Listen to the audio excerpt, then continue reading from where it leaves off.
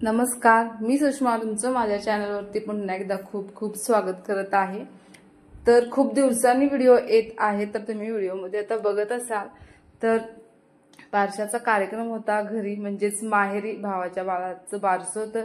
तर त्यासाठी मी तिकडेच गेलेले, त्यामुळे अजिबात रेसिपीचे व्हिडिओज करता आलेले नाहीत, पण मी तुमच्यासाठी मस्त असा हा बारशाचा व्हिडिओ घेऊन आले आहे।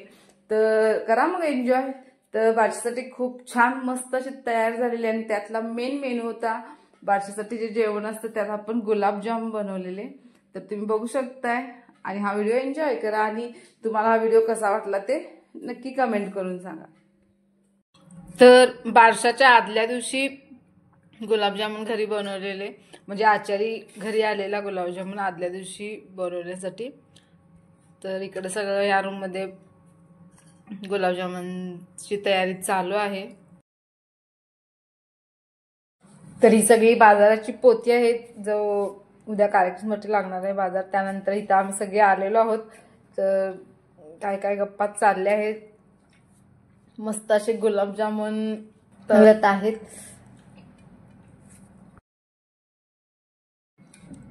तर या पात्र्यात बघू शकताय गुलाबजामुन मस्त असे पाकात टाकलेले सुद्धा आहेत।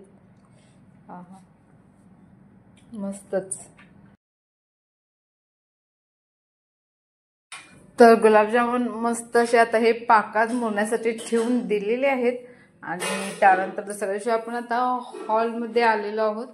तर हॉल घराजवळून एक 500 मीटर अंतरावर आहे, आणि त्यानंतर बघू शकताय मस्त असे गुलाबजामुन पाकात कसे मुरलेले आहेत।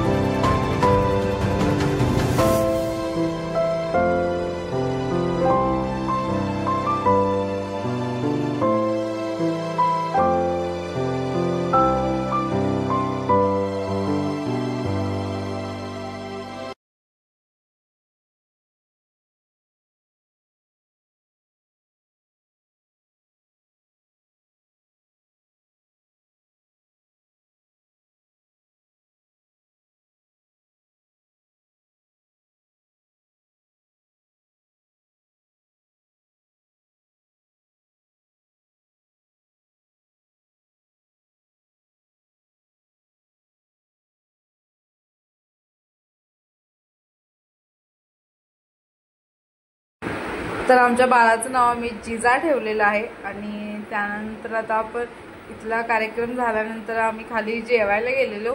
तर हे जाता जाता एक छोटासा शॉट मी इथं घेतलेला ह्या सगळ्या बायका बसलेल्या यांचा।